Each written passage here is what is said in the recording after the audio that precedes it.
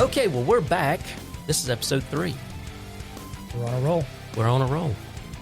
We do 2 a month. That means we might actually get 24 done in a year. But then again, it depends on, I don't know where Christmas lands this year. You know, today is actually my wife's birthday. So, but she was okay with this. It's not like we were doing anything special. She actually wound up getting sick last night enough right before midnight that she was like queasy sick, almost like I'm going to throw up sick. I'm dizzy sick. And I didn't know about it until this morning. And I was like, why didn't you wake me up? I'd have gone and got you a Sprite or a charcoal or something. And she's like, well, you were sleeping so good. I'm like, so? But anyway, she finally caught up with me. We're 9 months apart, so she finally caught up with me. And now she's making the joke that in January, in a lot of the establishments around here, I'll finally qualify for senior discounts at 55. Not all of them, but there are some restaurants that'll do senior discounts at 55. You know, a couple of percentage off. I got a friend who really wears his veteran status on his sleeve, and he will ask quite quickly for a veteran's discount. And on Veterans Day, he will come and pick me up so we can tour the restaurants and get the veteran meals. Nice. I'm not that kind of guy. No, but you're a veteran, right? Oh, yeah, I'm absolutely a veteran. Yeah. I'm just, I don't want to. You just don't want to use that. I don't want that special. I mean, I got the VA loan for the house. That I'll take, but yeah, it feels petty. But it is free food. Hey, I'm not going to turn down free food as long as it's free good food. And usually he drives. So well, there you go. Well, that works. Well, today is October the 9th, and of course, we're sitting here.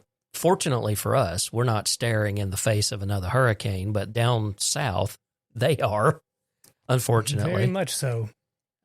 We're only a few hours, I think, away from it supposedly making landfall. Oh, it's windy in Sarasota. Is it? According to that map, yeah. Yeah. Well, yeah, that's true. That's true. Yeah, that reminds me of a story.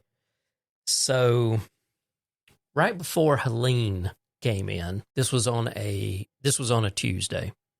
So quick backstory. Tyler had gotten a shelving unit. And so he was, he's back in Seattle. And so he was putting the shelving unit together. And one of the things that it said that you would need was a hammer. He did not have a hammer.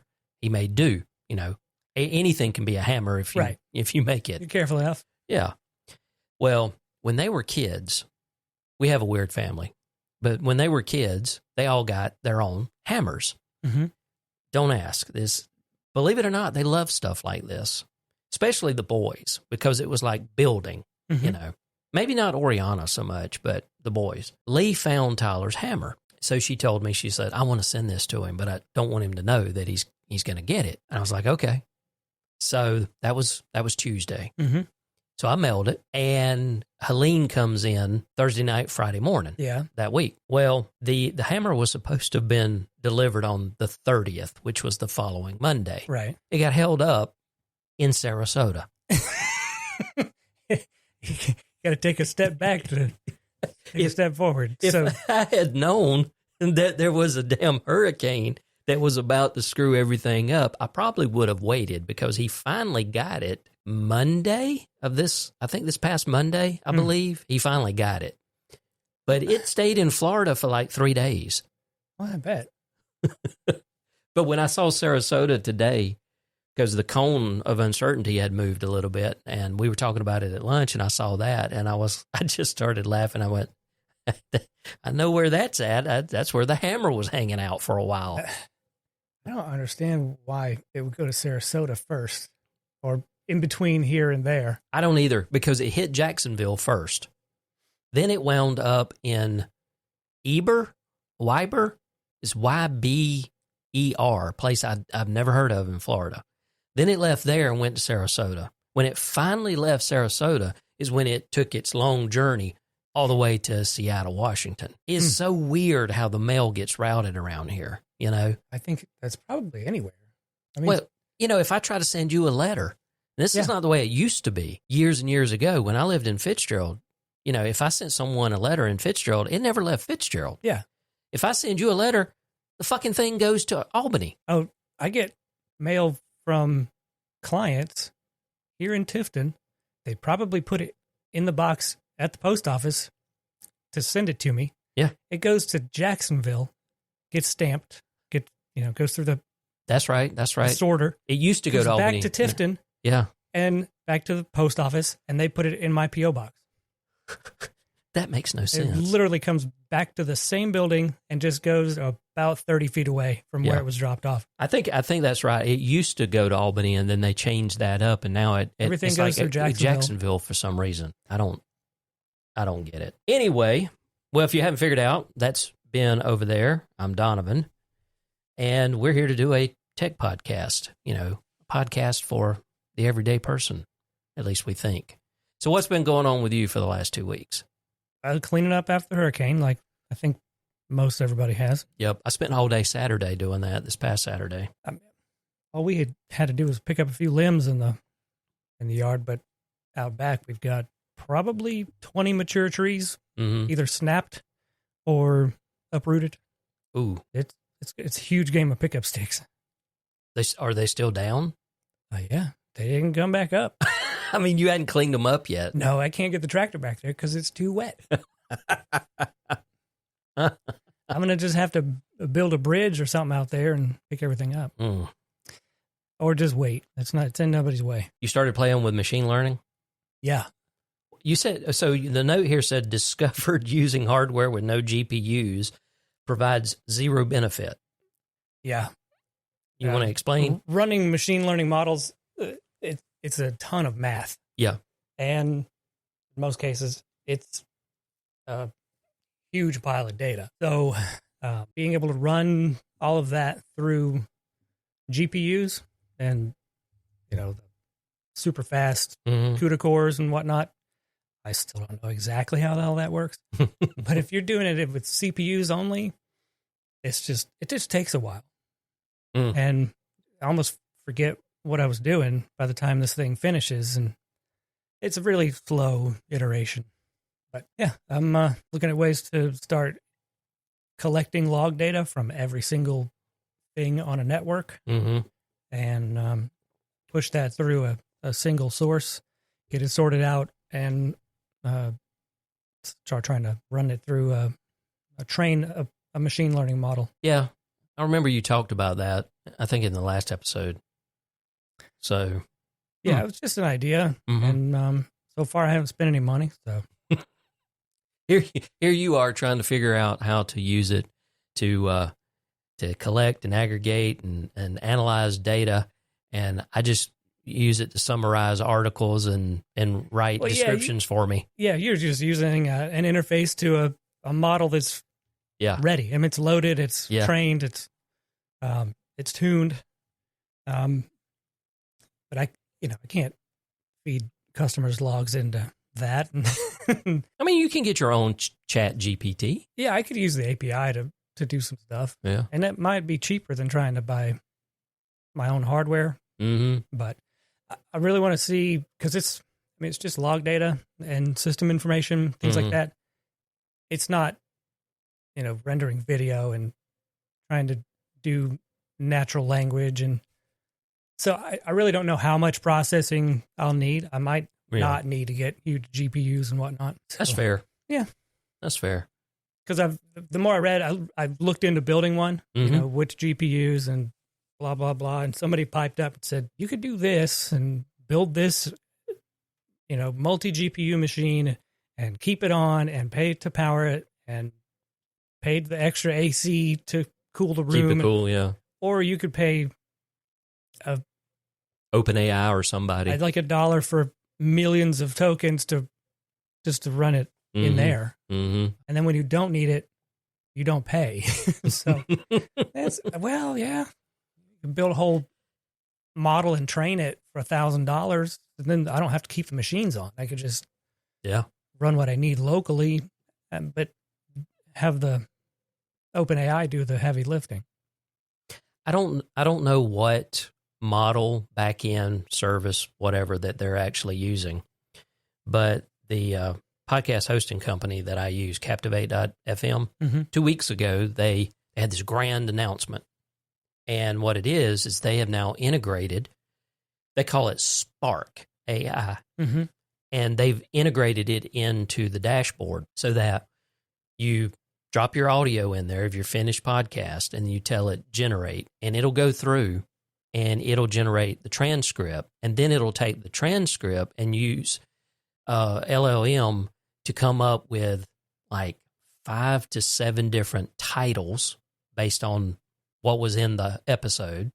It'll do it'll do an overall summary, and then it'll give you like 2 or 3 extended summaries so you can pick and choose which one you like. It'll go through and automatically create chapter points and name them for you based on all of this information. They have this thing called, I want to say it's called AIME. Basically, it's a dynamic ad insertion, but they don't sell ads. It's a system where you can insert your own ads. So you upload like, a sponsorship for NordVPN or whatever. I hate those things. I personally use PIA. But it will even go through and try to figure out and give you cue points. Like I tested it today on my Call Me Donovan podcast that I did this morning. And it gave me 2 cue points. It said, these 2 locations would be good for you to put in an ad about X, because I was talking about something. And it was like, if you've got an ad, this would be a good place to put it if it covered this. I was like, yeah, that's pretty cool. And the way they charge for this, see, I pay $19 a month to host basically as many podcasts as I want. The way they charge for it is they said the heavy lifting in all of this was the transcription. That everything after the transcription was done was really no compute power. And I'm like, okay. So you basically pay for the transcription. So it's $1 an hour, basically. And I think it's a minimum of $5 a month. So I paid it. I said, yeah, charge me $5. And I tested it. And I was like, this will actually increase my workflow exponentially. Because right now what I've been doing, and I've talked about this before, I've got OpenAI's Whisper on my Mac Mini. Right. And so, I would do the podcast, get it in the final product, and then I would drop it and run these scripts that would convert it into the proper audio file, and then run Whisper against it. Then get that SRT file, upload it, and depending on how long it was, actually do a text file, and then take and copy and paste that text file in the Chat GPT and say, summarize this. So there were a lot of steps. Yeah. Now I press a fucking button and Captivate and just go, yeah, that looks good. That looks good. I'll take that one, but I'll alter it a little bit, because that's the thing is you're not locked in. You can take their examples, but then you can still edit them. It's like, add this to my show notes, add that to my show notes, do this and that. It'll pick up, like the episode I did this morning, I talked about, I've got this new Holly, I think it's Holly Lake. Anyway, lapel mics. I really like them. Learned about them from watching MKBHD, Marcus Brownlee. Because I mentioned him and them in the AI stuff, it said, hey, these 2 companies were mentioned. And I was like, okay, that's pretty cool. So it's infecting everything.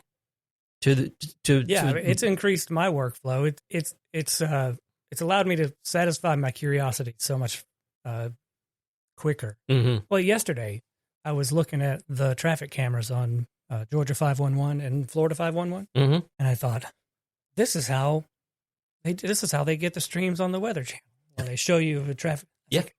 So there's an API, but can I just pull that feed that I see on that webpage? I thought the same thing. So I grabbed the URL of the feed from the camera's playlist or something like that, and I told ChatGPT, I was like, I want a web page that displays these camera feeds with URLs like this, and it just spit out I didn't have to remember all those syntax and how to embed a video feed. And it spit out all the HTML and everything for you. And it's like, and then it said, if you want to add more of these videos, just add more of this, this unit. But did it work? No, because I need an API key. But it did. I pulled the page up locally, and it had the video box, and it just was spinning because the video wouldn't load, but it was there, and it was a little embedded HTML5 player. That's actually pretty cool. I mean, all of that, the fact that you could get ChatGPT to do that, but that made me think. I had this idea, and of course, I don't think I could get anybody on board, but if we could go around to various businesses and get them to okay us to put cameras up around, say, like Tifton in certain central key areas, I've always wanted to have something like that. Too many domains. I don't want another one. Dude, you should see my Cloudflare login of all of the domains that I manage. There's at least, I think there's 20 or 25 in there. Well, on top of that, I'm at like 3 registrars, and I haven't bothered to consolidate. I still have to use Namecheap because there's certain domains that certain TLDs that Cloudflare still can't do. Like, now I can't think of one. Is IO one of them? Actually, I don't know. .fm is definitely not one that they can do. But then again, .fm is expensive. It's about $80 a year. Really? Yeah. Remember back, you probably don't, but I used to have slant.fm years ago. Oliver actually registered that for me. I made it. I was talking. This is back when on Friday nights we'd all get in Discord and we just, shoot the shit and what have you, have a pretty good time. I was drunk most of the time, but I made the comment that I was thinking about starting up a new podcast production company, and I had this idea that I wanted to call it Slant, SLANT. What's the slant on this? What's the slant on that? And I said, I like the .fm. There's Relay.fm. It's a very popular podcast company. And the next thing I know, he sends me the credentials, and he's like, here you go. And he bought Slant.fm for the first year for me. And at that time, you had to go through a registrar in the UK to do it.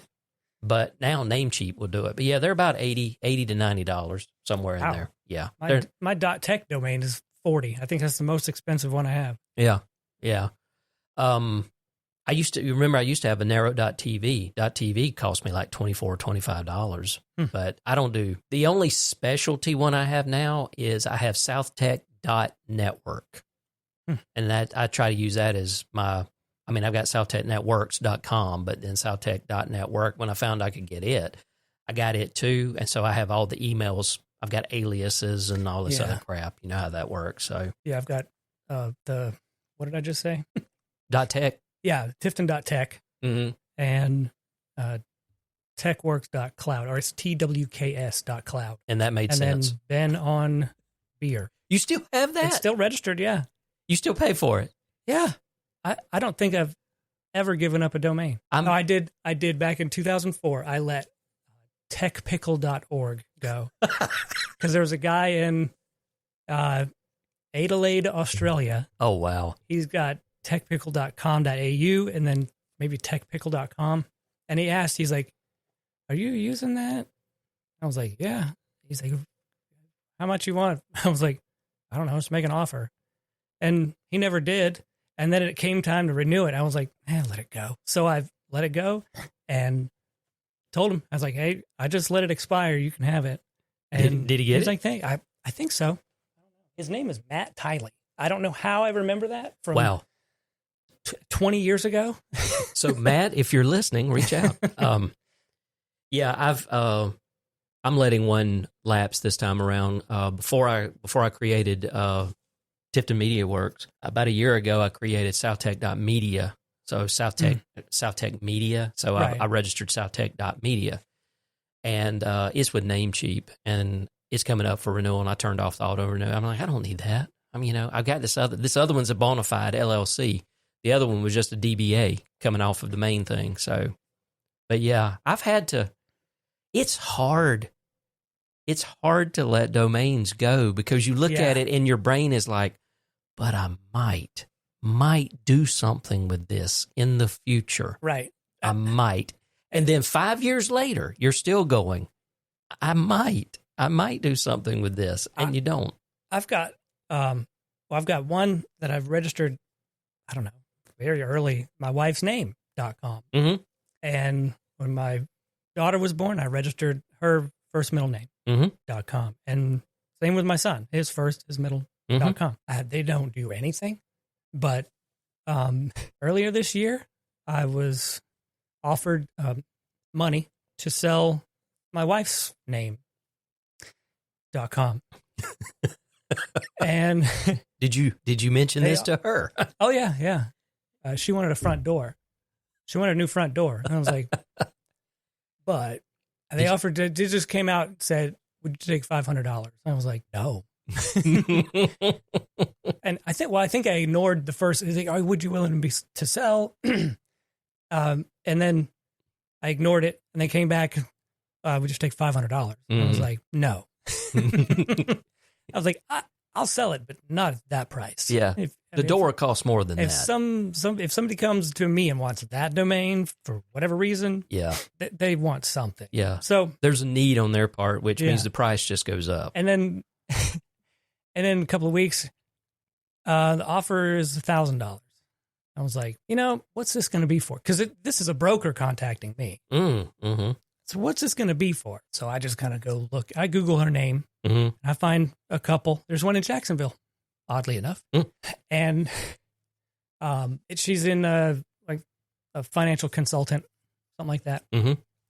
But there's a little backstory. I think last year sometime, my wife got an email, said, welcome to OnlyFans. And she's like, what? And then, I don't know, within a week or a few weeks or a month, she got another email and some viewer had sent her a gift certificate to some lingerie place. So my wife has this in her email because somebody put her email in a profile somewhere. Did y'all go look at the lingerie? Yeah, apparently $300 was not enough to get much. Oh, wow. Yeah, I don't even know where it was. But I was like, and then, the following year or earlier this year, somebody's offering to buy the domain. I was like, whoa. Yeah, what's going on here? What's the intention here? And then it took a few days for the broker to come back and say it'll be used, for financial advice. It was related to financials. Mm-hmm. I was like, okay, it's her in Jacksonville. So I was like, I finally responded and said, this domain means a lot, and I want to make sure that it does not reflect poorly on my wife. Mm-hmm. And because of the sentimental value, I will sell it for $5,000. And it's crickets. No. Something. Okay. Yeah. It's mine. The auto renew switch, it will forever be on. Yeah. Yeah. I did something very similar to what you did. I registered all the kids' names, first and last name. I don't think I registered Lee's first and last name because she didn't really care. Or I may have at the time. I don't know. This was several years ago, like easily 20 years ago. And, of course, I still have DonovanAdkisson.com. Mm-hmm. That is the oldest domain that I actually own. And it's gone from being my personal website to being a podcast website to, honestly, I don't even know where it goes now. I think I have a forward on it. Donovan Adkisson. Where do you go? Oh, it goes to my link tree. That's right. I did something smart. It actually goes to my link tree where it's got Call Me Donovan, Radio Tiff, South Tech Network Solutions, LLC, Tifton Talks, and Tifton Media Works. And then it has my various socials down on below that. I should have OpenAI create something like that for me and then redirect all of my park domains there. Mm-hmm. Mm-hmm. Yeah, Not sure. that it's going to do any good. Well, I mean, Linktree is free. There is a paid tier, but, anyway. Okay, well, initially I put in here that I had 2 PSUs go out on 2 different PCs. As of today, I've had 3 PSUs go out. I got a call today from a client, and they were like, "We got an emergency." I'm like, "Okay, what do you got?" Well, the computer over, and I'm not going to say where it's at, but it's one of two computers on this particular counter. Mm-hmm. And it was like, there was a sound like a gunshot went off. And I was like, really? And it's like, yeah. And now the computer won't come on. It's like, okay. Y'all check the power, the power strip, everything. Yeah, everything, all that. Monitors come on, computer won't come on. I'm like, I think I know what this probably is. Now, I can honestly say this is the first time I've had a PSU blow in a computer like that. One of the capacitors. I don't really know. It's a Dale, so it's it's that power supply right there. It's these 240. Oh, but that's an older one that's got the wider power connector for the main power. Mm-hmm. The newer ones have the 8 and then the 4. Yeah. So I've got these. As I would decommission these older PCs, I'd snatch these power supplies out and throw them, up under here. And I'm pointing, great audio. But for this particular reason. So I grabbed all of them up and I looked up what that model, what that power supply is supposed to be. So I get there and I'm like, okay, it's not the one that I thought it was going to be. But I did have one that had the right connectors, but it's the wrong form factor. So I went ahead and I connected everything in, plugged it in, it powered up. I went, yep, blown power supply. So I had to Frankenstein this thing. And I told him, I said, look, it's going to run, but I've got to Frankenstein it until I can get a replacement power supply, which won't be in until the 15th. And they're like, we don't care as long as it works. So you see, as that one's a slender one, this one is shorter but taller. So the case, the side of the case is just kind of laying there. It's sitting on top of it with the power connectors down and everything, and it works. Yeah. I've had two other, and it's weird. All three of these machines were Dells, and I had another one that just died, and then I had a newer computer. It's got like a i7 5th gen or 6th gen in it, 32 gigs of RAM. Machine was bought, I think, in like 2019 or something like that. Mm-hmm. And the guy, he texted me and he was like, "Keep in mind, this is at a body shop." And he said, every time the air compressor goes on, the computer shuts off. I'm like, what? I said, this thing is hooked through the UPS, right? He's like, yeah. And he's like, but every time the compressor kicks on, computer goes off. Okay. So I go through, I don't think I told this story last time. I think this has happened in the last 2 weeks. So I go through and I'm like, okay, you need to check the voltage. Check the voltage coming out of the wall. See it. Are we seeing a voltage drop? Are we seeing a surge? What is it? Also suggested that they check the power coming out of the UPS, because you and I both know that there's an upper and a lower threshold on those UPSs, so that it will let the voltage float down to a certain point before it's like, oh shit, I need to go on battery. Yeah. Apparently, after Helene weirdness, this PSU, the best way I can describe it is it was weak. Sensitive. It was very sensitive, because as soon as we're going to presume a voltage drop, and the compressor in this body shop was causing just enough of a voltage drop that the PSU would go, ding, I'm off. And so I basically had to do the same thing with that one that day. I didn't have one that would actually fit in the case. It almost would. So I was like, we're going to have to keep the side off. And he was like, I don't care as long as it, I can work. And I said, well, it's going to be about a week. So I fixed that one yesterday. I fixed the other one yesterday. And then I had that one today that is temporarily fixed. So I've had this run on power supplies after this fucking hurricane. Yeah, that's weird. And for them to just show up 2 weeks after the storm. Yeah, I was like, I've never seen this before. Well, I'm going to keep my fingers crossed. Yeah. The only thing I've had since the hurricane was somebody complains their machine is slow. I was like, well, yeah, software is heavy now. So I've just picked it up. It's in the truck. We're going to migrate it to a solid state drive and add 8 more gigs of RAM. That's what I do too. I've as I've tried to increase the longevity of these older machines, now I've had to come to the realization that if the machine is like circa 2014 or 2015, I'm probably going to give up. Yeah. But that is one of the first things I do is I look at it and I'm like, you still have a spindle drive in it? Yes. Okay, we're going to SSD. And, of course, I use Tyler's software to image it and restore it and all this other kind of stuff. And that usually gets me a few more years. Sometimes I put more RAM in it, but if they've got at least 8 gigs in it, I leave it. Now, if it's 4, yeah, I try to put more RAM in it. But if it's 8, I normally don't double it because for the workloads for most of my clients that I'm having to do this for, they don't need the extra memory. Yeah. What they need is the faster access to the drive. Yeah, just to open programs and access files quicker. Yeah. This one here is for photography. So it's just a lot of simple image editing. So it's tearing up 8 gigs right now. Ooh, yeah. And mostly because it's having to swap on that spindle drive. So that'll help. Yeah, so just the SSD will help, but I happen to have plenty of new memory on hand. So. DDR4, I'm presuming. Yeah. Yeah. It's getting harder and harder to get DDR3.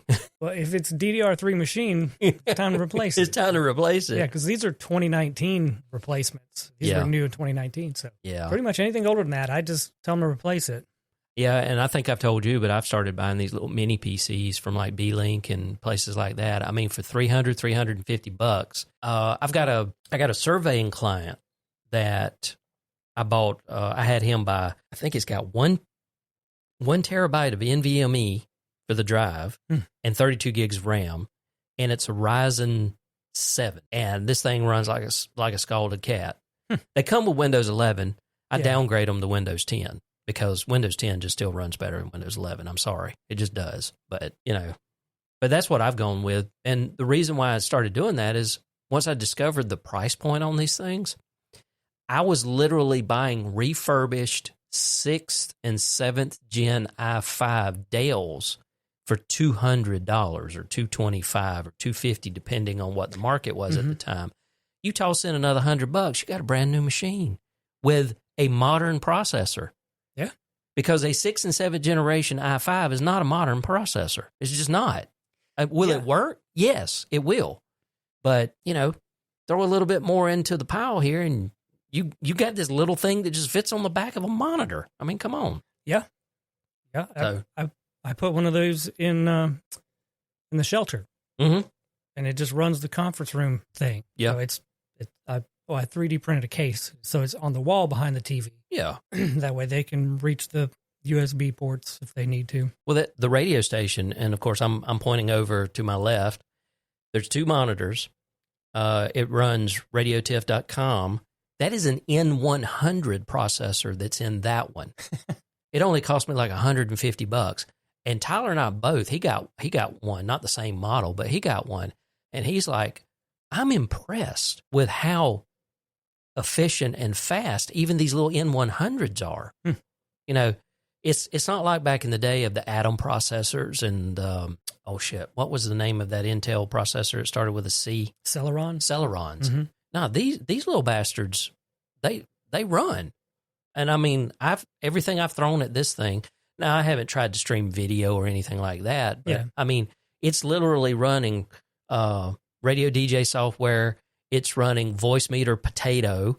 It's running the butt streaming application. Right now, I've got it running Audacity as a backup recording for what we're doing here, and it's not sweating at all. So it's amazing what we can get now for the price point that we can get. Yeah. Now, granted, if you still want something that's going to, play the latest Crysis or whatever at 250 frames per second, you still going to need a $1,300 graphics card. Yeah. Well, I did find the most expensive graphics card, NVIDIA card at my distributor right now is $993. That's my cost. Yeah. So retail's probably like $1,050, something like that. I don't know if Tyler mentioned it on our first episode or not, but when he built his machine a couple of years ago, and this was when the graphics cards were like just unbelievably high. Yeah. I think he spent like $1,500 on his just the card. Can you imagine what kind of AI models could be built on all those GPUs that were sold during the mining process? Oh, all the Bitcoin mining craze, yeah. Yeah. So this is probably, GPUs are probably more expensive than they should be right now. Oh, yeah, they are. Everybody wants the H100, whatever that is. And then, of course, you got Elon over there going, I need to buy everything that NVIDIA makes right now for his XAI. They've installed quite the data center from what I have seen. No, I don't know what. It's tainted because it's Musk. Yeah, it's musky. Mm-hmm. All right, how about some news? How about some articles? We're talking about processors. This one I thought would be interesting. So over at Tom's Hardware, you were done, right? We didn't have anything else? Yeah. Okay, all right. Sorry. I didn't want to cut you off or anything. Linux takes 4.76 days to boot on an ancient Intel 4004 CPU. This CPU precedes the OS by 20 years. So we have a programmer, of course it's got to be Dmitry, just the name. Grinberg achieved a remarkable feat by booting Linux on an ancient Intel 4004 CPU, a processor from 1971. The boot process took 4.76 days, and even simple commands like listing directory contents took up to 16 hours to execute. But you know what? Just imagining that 50-year-old processor has enough memory, enough cache to run Linux, that tells me that Linux is pretty damn efficient. Okay, it gets better.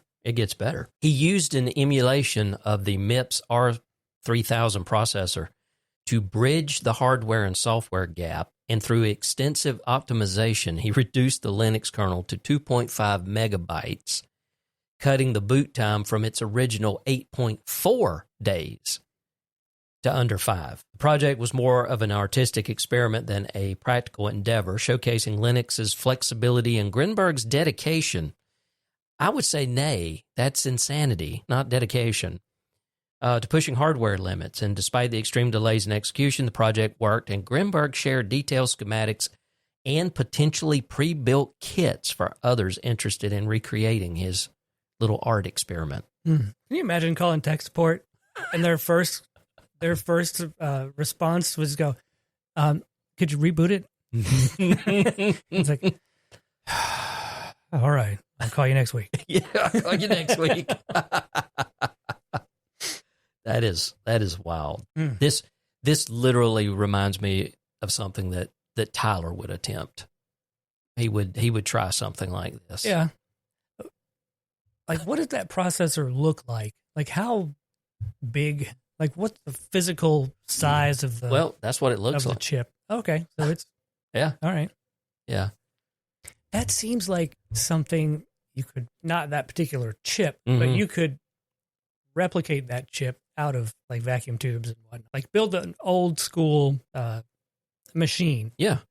And perform, maybe not that quickly, but I bet you could make one to run Linux. Could you virtualize it?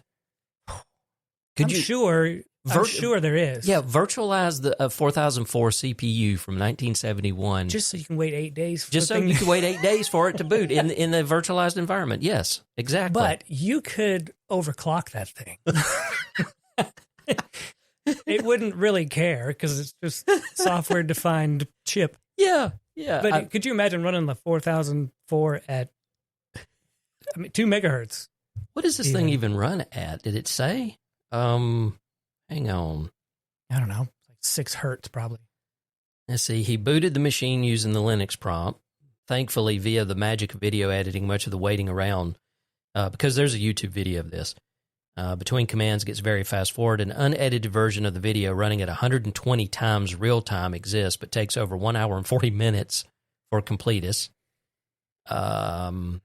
Wait, didn't Mr. Beast put out a video of himself counting to 1 million? I think it was one of his live streamed earlier videos. Yeah. Yeah. Could you imagine watching a live stream of this boot process? I don't drink anymore, but I think I'd have to have a drink. I mean, come on. Yeah, a drink and a few meals and a shit. Yeah, exactly. And a podcast. And a pod. Yeah. Yeah, we're in the middle of the of day 17. I was trying to find if it would tell me. Do I have to look this up? It does not tell me. I was about to look it up. All right. Intel 4004. Dun, dun, dun, dun, dun, dun. So, looks like 1969, a Japanese company called Busicom, Busicom, made an order to Intel for the design of 12 special purpose integrated circuits, which would be used in a new line of programmable electronic calculators. Intel assigned the study of Busicom's design to Martian Edward Ted Hoff. After, you need your glasses? No, I found it, though. I mean, what is it? 740 kilohertz. Kilohertz. Okay. Oh, yeah. So, yeah. I was like, wait, yeah. What? It's only got 2,300 transistors. Yeah. 60,000 operations per second. And that's the maximum frequency of 740 kilohertz. We can't even get to an M.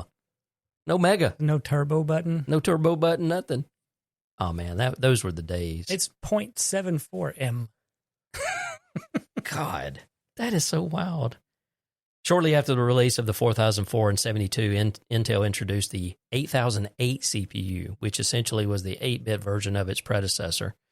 The 8008 was the first CPU that was supported by a high-level compiler, the PL/M. 2 years later, in 74, the Intel 8080 was introduced, retaining the 8-bit architecture, blah, blah, blah. Man, talk about going down memory lane. All right.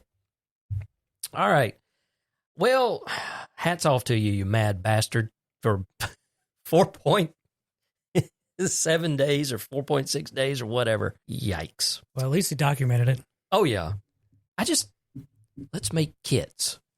Yeah, I'm going to buy a kit so I can put it together and watch this thing take almost 5 days. You can host a party and go, hey, guys, watch this. Yeah. And, Yeah. You live here now. Raspberry Pi 5 powers the ultimate nostalgia machine to bring 1980s television to 2024. Okay, so I mean, sure. Yeah. Hats off.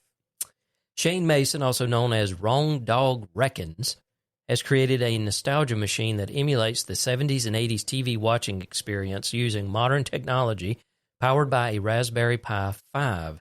Inspired by his childhood in the Blue Ridge Mountains, where over-the-air TV signals were weak, Mason recreated an authentic retro TV setup using an actual 1986 RCA television. The system mimics period-accurate TV schedules, complete with commercials, holiday specials, and programming based on the time of day and season. The Raspberry Pi 5 plays back content from ripped VHS tapes and DVDs, while Python scripts generate weekly TV schedules using the Movie Pi library. Mason also built a retro user interface, and the project even includes a functional rotary antenna control box to switch channels, operated by a Raspberry Pi. Is it Pico or Pico? Pico, I guess. I always called it Pico, yeah. Okay. The meticulous build, housed in a cigar box with clean wiring, recreates the full experience of analog TV, providing a unique blend of nostalgia and modern tech. All the project details and code are available on Hackaday and GitHub. This is also at Tom's Hardware. Okay, so yes, I remember this. Having been born and raised in Podunk, Fitzgerald, Georgia, Ben Hill County, we only had access to 3 channels, and that was if the weather was good. Yeah, we had, I don't know, maybe 10 channels in Albuquerque.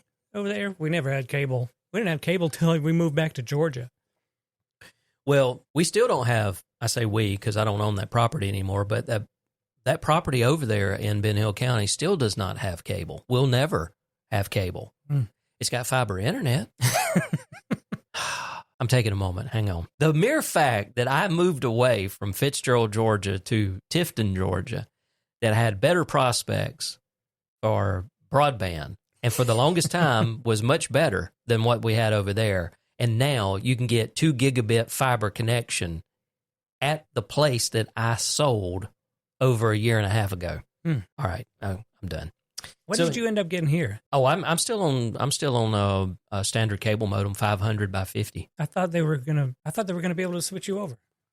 There's some bureaucracy, I think. Yeah, there's some complications and some other nonsense and all of that. And then this little thing called Helene came through and basically... well, now we got to go do this. Yeah. So I'm fairly confident because I kept getting emails almost on a daily basis from True Vista about how they've restored X percentage of the system and all of that. And look, I'm not knocking them. I know shit was screwed up. Yeah. You know, power was, I get it. A lot of damage was done, but I want my fiber. All right. You know, maybe after this one. Yeah. Yeah. After Milton leaves. Yeah. I might get it sometime in 2025 if I'm lucky. But I remember this. Matter of fact, I used to work for an interconnect company, and not to be confused with an internet company, but it was a Colony Telephone in Fitzgerald, Georgia. It was owned by Joe Rogers. He was an old AT&T microwave tower maintainer. And so he bought the Radio Shack franchise over there in Fitzgerald, and he created a company around it called Colony Telephone. And one of the things, of course, one of the big things for Radio Shack, especially in the 80s and 90s, was TV antennas. Mm-hmm.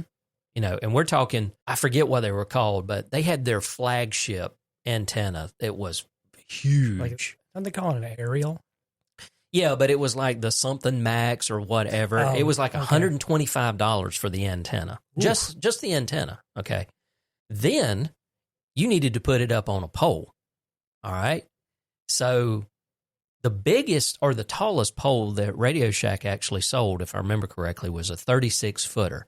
So we went to third parties and could get up to a 50-footer. So I remember we had this one customer. They were in a double-wide mobile home. And this was before you had DirecTV and Dish and Prime Star and all of that coming around. Mm-hmm.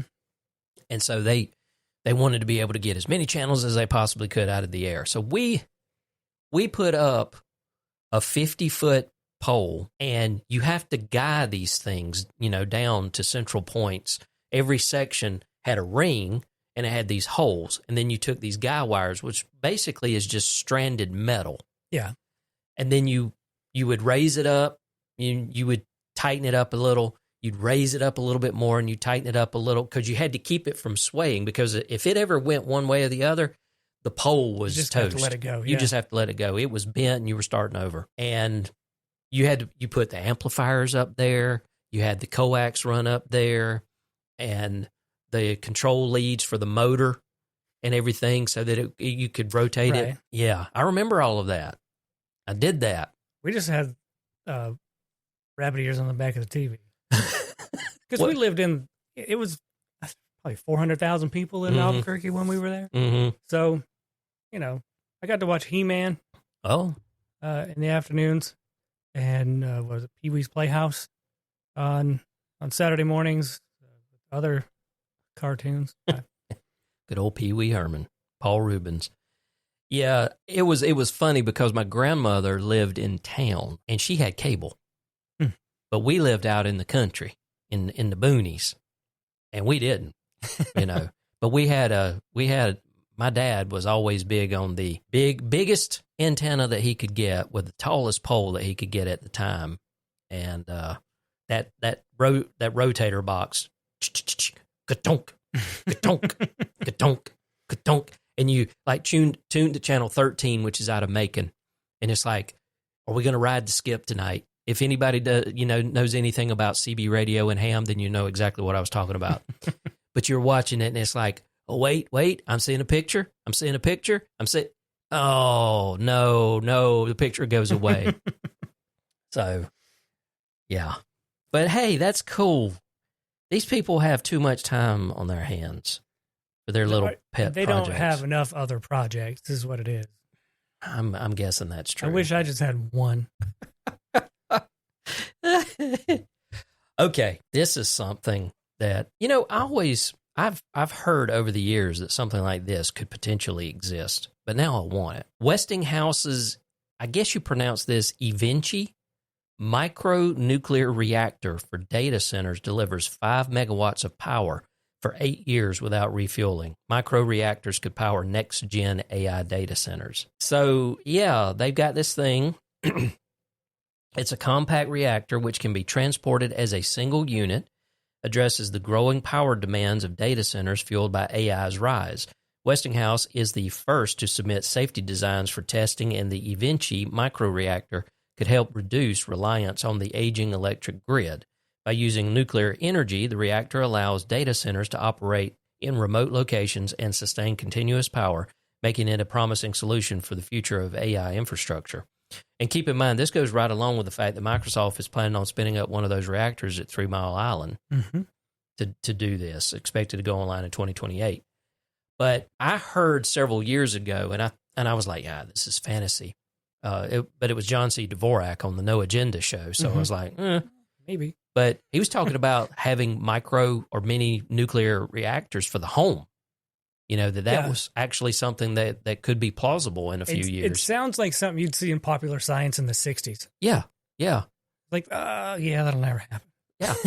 But, I mean, I could, I mean, if they can keep one safe on a battleship. Yeah.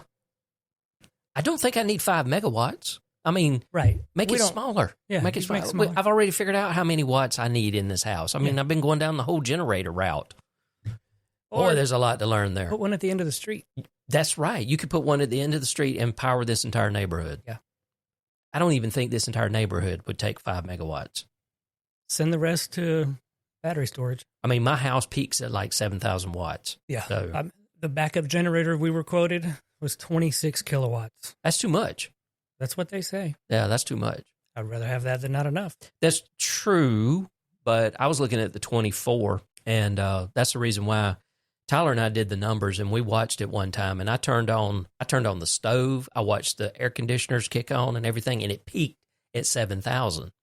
So a 14,000 should handle it just fine. Just fine. So, and we're eventually going to go to tankless water heaters, which would propane. Propane, yeah. So they wouldn't use much electricity. And before they become illegal, I want to get a gas range. They're not going to become illegal. Good Lord. No, we're going to gas range, and that, that's only a 110 outlet to run that thing. So we'll Democrats coming from a gas range. We'll use a lot less anyway. Yeah, that's true. But your propane bill will go up for sure. Only if we're running the generator all the time.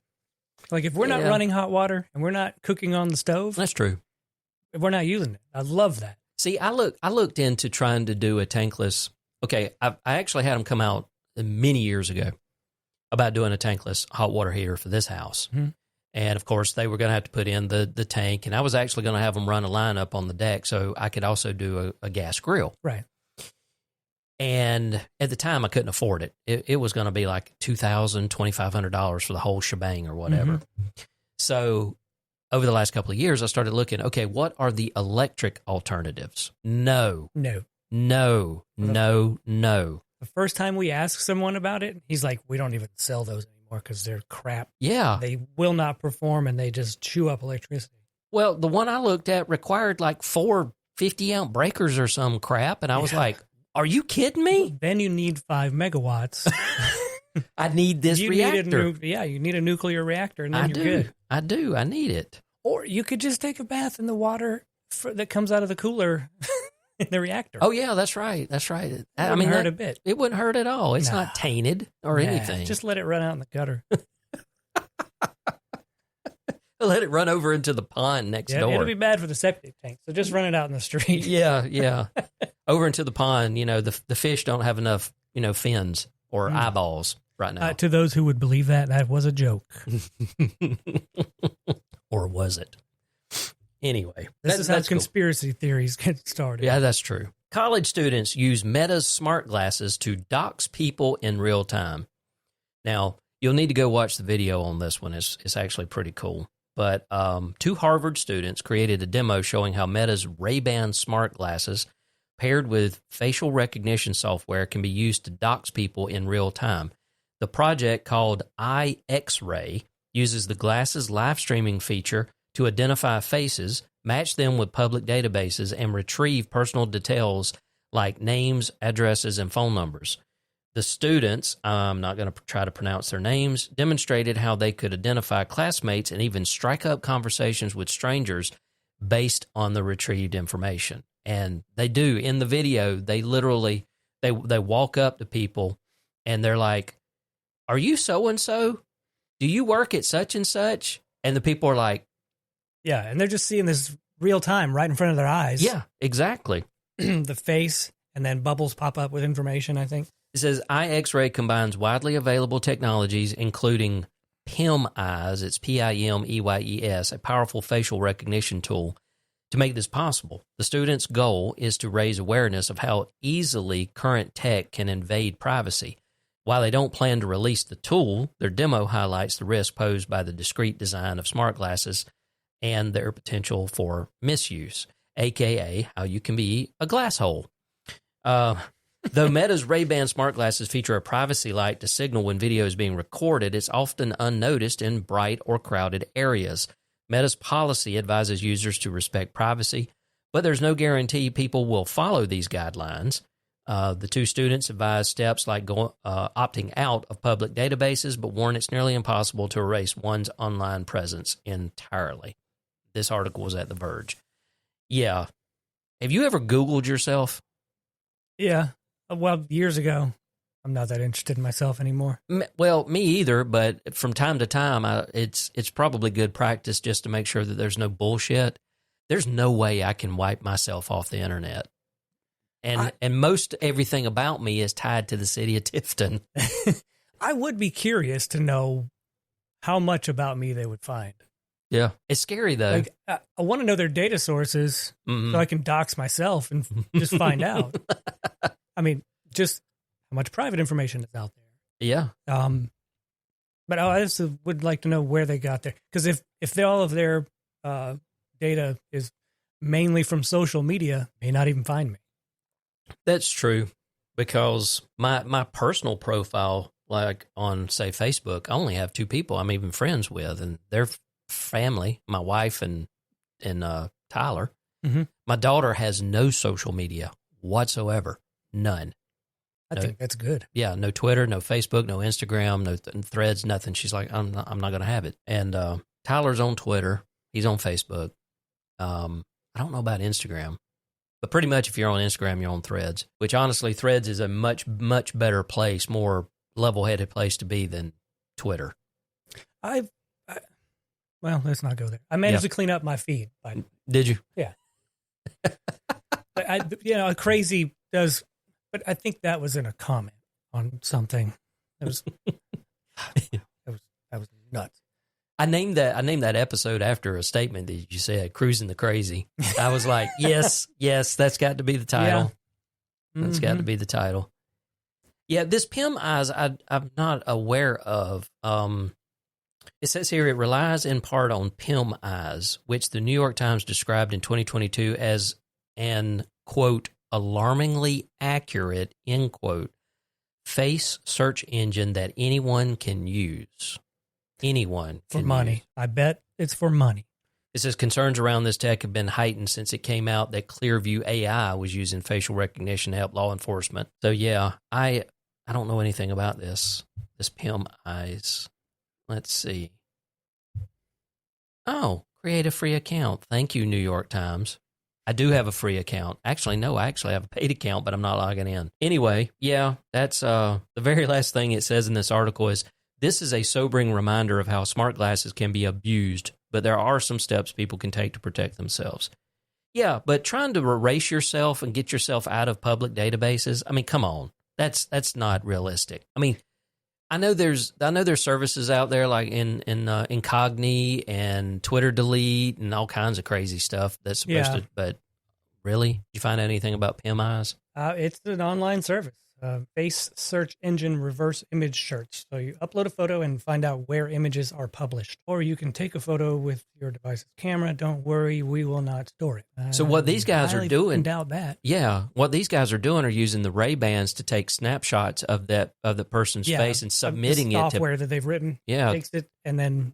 So I don't know if there's a paid tier, because I'm sure if you do multiple calls in a day like the glasses would, I'm sure you've got to have some sort of paid agreement. Yeah, you wouldn't think they'd do it for free. Not at all. It might not cost you money, but it'll cost you your privacy. Yeah, no thanks.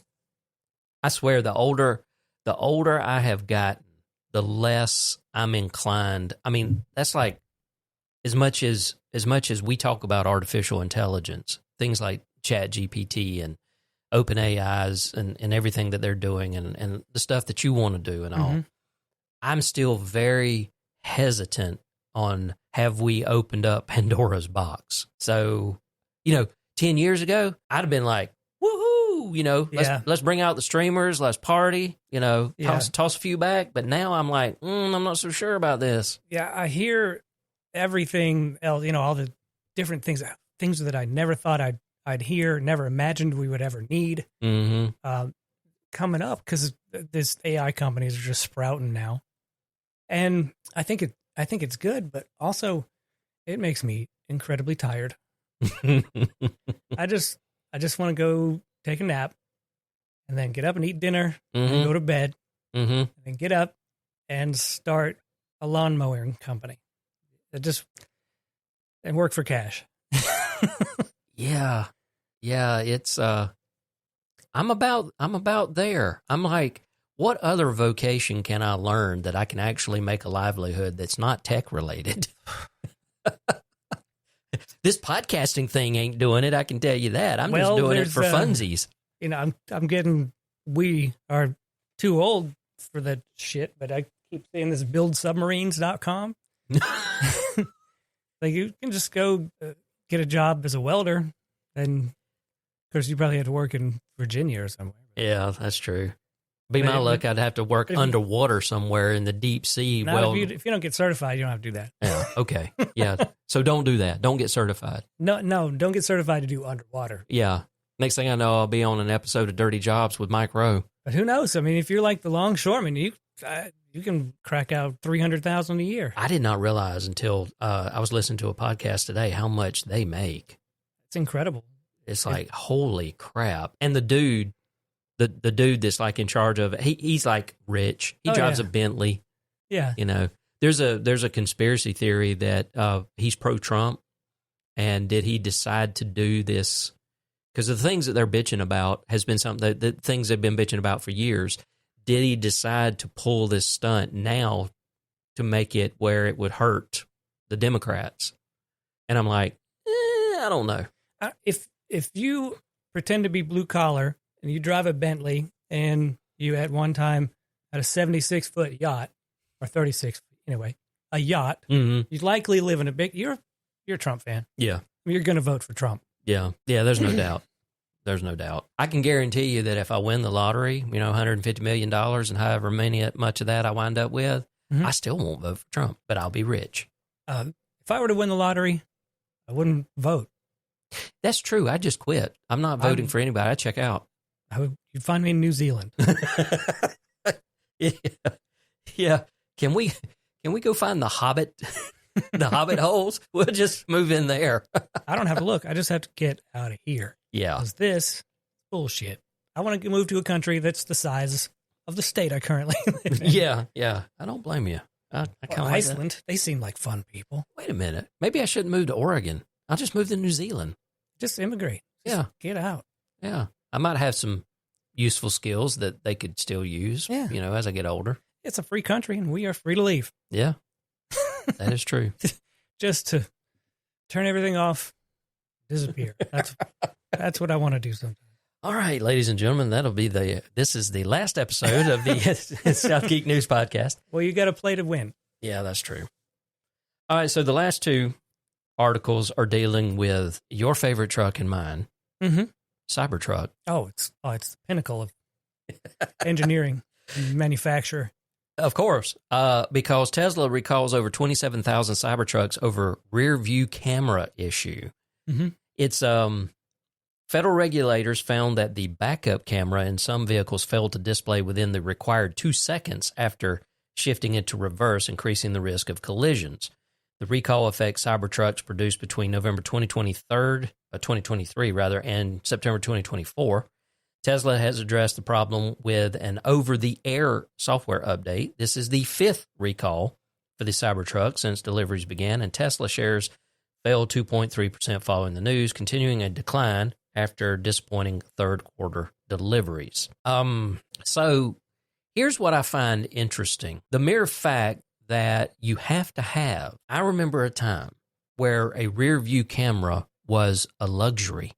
Yeah. Based on the way the damn Cybertruck is designed, I think it's a necessity. You can't see out of the back of it. Yeah. Unless you open that thing. The vault door. Yeah. And you peer out this tiny back window. I don't know what you can see. You're going to use the camera. Yeah. That's wild. That is wild. Because then on top of that, now this one to me is even more interesting. It's one thing when you have insurance companies that are refusing to insure homes, like in Florida. Right. They're like, we're getting wrecked. That's a good reason. Yeah, there's a good reason.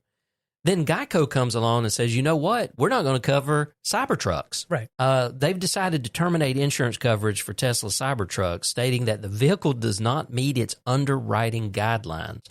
This move affects only the Cybertrucks on multi-vehicle policies, not other vehicles the customer may have. The decision may be influenced by concerns about the Cybertruck's high repair costs, frequent technical issues, durability and accidents, and potentially its construction material, which can pose risk to other road users. There's also speculation that the strained relationship between Elon Musk and Warren Buffett, whose company owns Geico, may play a role. Now, I doubt that. Did you put that note in there? Yeah. Article at Jalopnik says this is being seen more in New York than other places. Not too many reports otherwise, but it kind of makes sense. Yeah, it makes sense because if you bump into the wrong thing, you might not can total it, but repair costs could be half what you paid. Because of how it's built, it's stamped structural. It's not like a body on frame. Mm-hmm. And the battery is part of the vehicle structure. I mean, if you rupture the battery pack, who knows what that would cost? And to repair the body, I mean, it's made out of cold rolled stainless steel. Mm-hmm. It stops bullets. Supposedly, not all. No, it's some, not all. Like it would stop by 9mm, mm-hmm. but if you fire an M16 round, it ain't stopping that. But armor piercing, anything like that? Sure, yes, that would go right through. Yeah, like a hunting rifle would pierce it, mm-hmm. but small arms with pistol. And as he pointed out, the glass is not unbreakable either. No, it's still tough. Yeah, it's tough and it's ugly. I hate the design. It's horrible. Oh, I finally saw one up close. I didn't go and gawk at it, but I finally saw one. It was parked, in the mm-hmm. space next to mine in the grocery store, and it was nighttime. And I just looked and I thought, yeah, I think that was early Foundation Edition. So that was $122,000. Mm-hmm. You know what it reminds me of? Have you ever seen the movie Damnation Alley with George Papard? No. So it's a post-apocalyptic movie where basically nuclear war, there's irradiated cockroaches and all kind of crazy crap like that. They've got to get through what they're calling Damnation Alley, and I'm a little vague on the details, but I do remember that this stretch of road that they've got to get through to get from point A to point B, there's a reason it's called Damnation Alley. The vehicles that they are in are armored up almost like B.A. Baracus, A-Team type stuff. Yeah. That's what the Cybertruck reminds me of. I wish it was what he promised it to be when I made my reservation, which was the day after the announcement. Yeah. I knew the price would not be, because at that time it was supposed to be what, 65 or something? It started at $39 for the single motor 2-wheel drive, and then $59 for the all-wheel drive, mm-hmm. and then $69, $70,000 for the tri-motor all-wheel drive. They're only making the tri-motor, the Cyber Beast, and the dual motor all-wheel drive. So the dual motor all-wheel drive is $79,990, and the Cyber Beast, the tri-motor, the one I have a reservation for, is $93,000. and it's not enough truck. Mm-mm. There's not enough range in it. No, that diesel you got sitting out there, the GMC, I think is better value. It has more ground clearance. True. It weighs enough, but not as much as Cybertruck.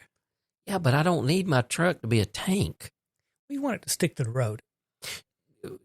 Yeah, but I also want it to be able to get out of the mud, which they can't. Yeah, I'm sure that the all-wheel drive systems are improving with software. Mm. You know, it's like Microsoft. Just ship it. We'll fix it later, right? We'll patch it later. We'll fix it in post. But that's this podcast. like the people who I hope most people are comfortable with what they've done, what they've bought. But I've seen good quality 4K videos on YouTube of reviews, and you look at how the body panels misalign. You can hear just the clicks and the motors as when they fold the mirrors, or the window motor apparently is of the quietest. But it just sounds and feels cheap. Yeah. And some parts of the Model 3 were that way when I drove it. But yeah, MKBHD has another channel called Autofocus where he does a lot of reviews on various EVs. And I think even before he got his, because he does have a Cybertruck,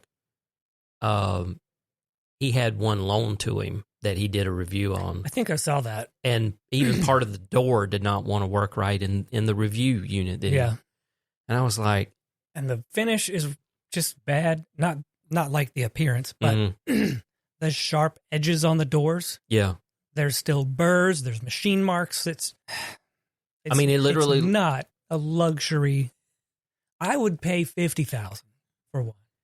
I won't pay $5 for one. No, I mean, it literally looks like something that B.A. Baracus made on an episode of the A-Team. But, and when I watch reviews, I realize how that yoke must feel, the steer-by-wire, to be physically driving down the road with a video game controller, essentially. That freaks me. Yeah. I know there are redundancies. I know an Airbus 380 is fly-by-wire. but I don't know. And the speed at which it was developed and pushed to market. Yeah. I mean, it was very, very slow. But once they finalized the design, got the factory going, they were just pushed out. Who missed QA on some of that shit? The only two products that I think that any of Elon Musk's companies have actually produced that are good quality is SpaceX rockets and Starlink. Yeah. That's it. I don't care. I don't like I'm guessing it's because he might not have been there so much for those. Maybe. I think he was more involved with Tesla than SpaceX. Yeah, and he didn't even start Tesla. He bought it. He bought into it. He bought into it and took control of it. But yeah, he made it what it is today. That's not a positive thing. It could have ended up like Fisker. Well, that's true. That's fair. Yeah, but damn it, MKBHD, why'd you have to kill Fisker? No, I'm kidding. Elon Musk has a strange habit of forcing things into existence and to success. He with the exception of recent things, he doesn't really have terrible ideas. They're just gargantuan. I mean, can you imagine? You don't want to start a company drilling tunnels under cities so we can build roads in there. I mean, that's a great concept. You think that shit up at a night out with the boys, they'll just say, dude, you're nuts, man. Yeah. And then, 2 weeks later, he's digging tunnels. Got a boring machine. Yeah. Now, it went nowhere, but it's not over. As far as I heard, the project was basically dead. No, they're still digging. But I mean, I'm sure some projects are halted, but he's still... Okay, because I haven't heard anything else about it in several years. No, I've heard they finished... They completed so much distance, or I just read it a few weeks ago. Oh, okay. So yeah, the boring company still... I do like the concept. Now, Neuralink's a different story. Yeah, I don't know how I feel about that. I think it's a grand idea, but I would if it weren't him. But if I don't mind that it's him. He needs to stay out of politics. He needs to just stay. You're right. In tech. He shouldn't have bought Twitter. No. But, I mean, I don't know what Twitter was becoming when he bought it. And I think we're really getting off on a tangent here. But Elon has extremely good ideas. And I've just read an article that highlighted the inefficiencies of NASA. One of the booster rockets for the shuttle cost $20 million. And it's one-time use. Yeah. It's a firecracker. Yeah. Whereas the Dragon engine, reusable, costs about $1 million. They launch an entire capsule for about $20 million. For what that actual booster for cost. One of the shuttle boosters, yeah. Yeah. And I mean, but that's also... he went to Russia. Elon went to Russia and said, I want to buy a couple of ballistic missiles. He wanted the propulsion systems that he wanted to build rockets. And, of course, they knew who he was. He just sold his part of PayPal. And they were like, oh, we're going to get this guy. And so they just, grossly overpriced the thing. He's like, nah. So on the plane back from Russia, the people he went with looked back at him, and he's like, just going away at an Excel spreadsheet. And they're like, what's this nerd doing? And at the end of the flight, he goes, I think we just do this ourselves. And that was the beginning of SpaceX. Wow. See, I've never heard that story. I read one of his biographies. Oh, okay. Not the latest one, but the one that Ashley Vance I really admired him in the early years because, a lot of people was calling him our real life Tony Stark. And then he got into politics. Yeah. I don't know what is. I don't know what's going on with that. Yeah. He had some bad acid. It's that damn ketamine.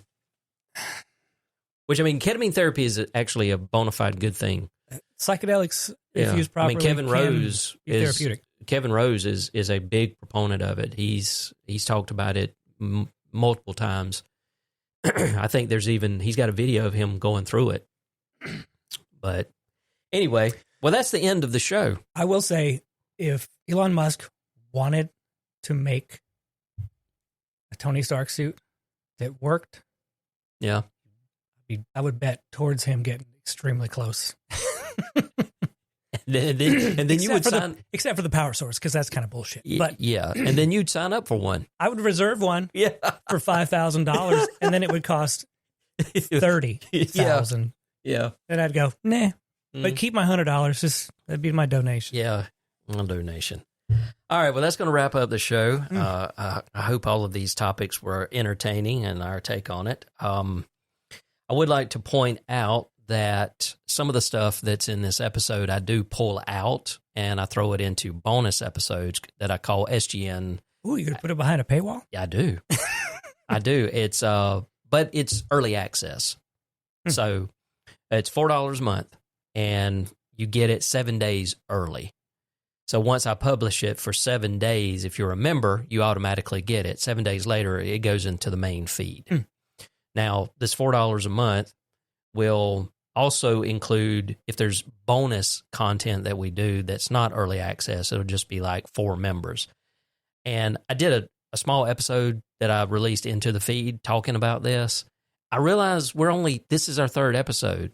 So I'm over here going, give me money. I get it. But I'm going ahead and just setting it all up, getting the infrastructure, because Captivate does a pretty good thing of having their own built-in Patreon-like scenario. So I figured, what the hell? I'll go ahead and do it. There's also a tip jar over there. So if you go to southgeeknews.com/support, you can either tip, enough money for me to get a coffee, you to get a beer, and or you can, for $4 a month, be a member and get this other stuff. So comments, questions, you can email podcast@southgeeknews.com. If you'd like to call and leave a voicemail or send a text about this episode or any other episode, if you got ideas, you like the show, you hate the show, whatever, the number is 229-234-1307. That's 229-234-1307. So that's it. We'll be back. The next episode will be whenever. 2 weeks from now. 2 weeks from whenever you saw that this was published. Calendar. I don't have a calendar. Oh, well, whatever. I only have a camera and a video You have a phone. Machine. But today's the Today's the 9th. 23rd. Okay, that's right. So the next one will be recorded on 23rd. It takes me almost half a day to actually do these, and I've got a job to do. And tomorrow, you see that Mesh 6 right there. I've got to go deploy it into an office to extend their Wi-Fi. So I'll do my best to get it out by Friday. Well, I mean, you could always use an AI. Anyway, that's it. Everybody take care. Bye.